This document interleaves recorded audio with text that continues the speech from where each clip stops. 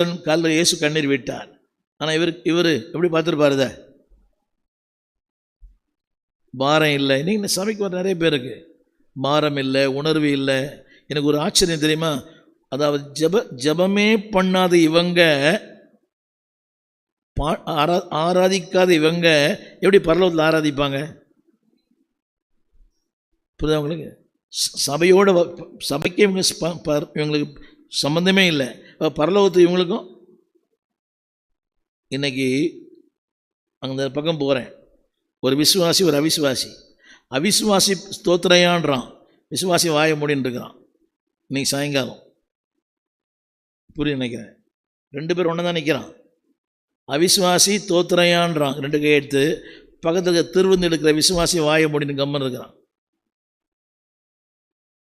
புரியல? எல்லாம் சொல்லுங்கள். ஆனால் காதில் கம்மல்லாம் செயின் இருக்குது.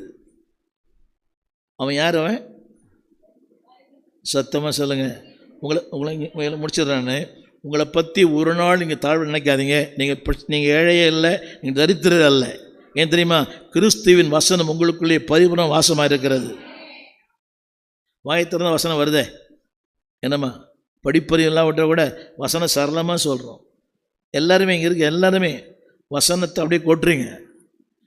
அது அன்னைக்கு சொன்னாங்களே அந்த அம்மா, கம்பன் வீட்டு தரியும் கவி பாடும். அப்படி அதுதான். இதை விட பேர் ஐஸ்வர்யம் வேறு என்னங்க வேணும்?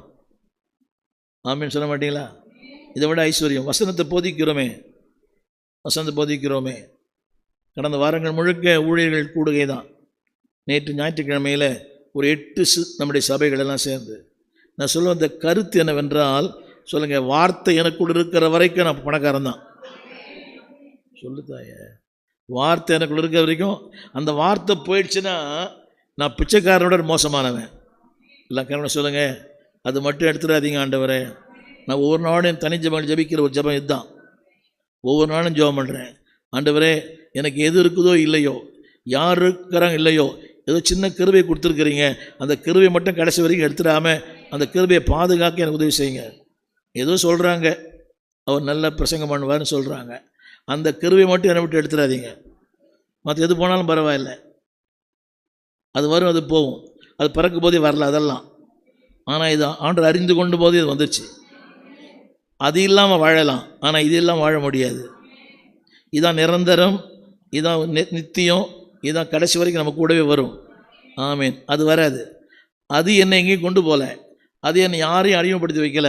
ஆனால் இது என்னை உலகம் முழுக்க என்னை அறிமுகப்படுத்தி வச்சிருக்குது, அடையாளப்படுத்தி இருக்கிறது, நம்ம அறிமுகப்படுத்தி இருக்கிறது. 2 காரியம் சொல்கிறேன்.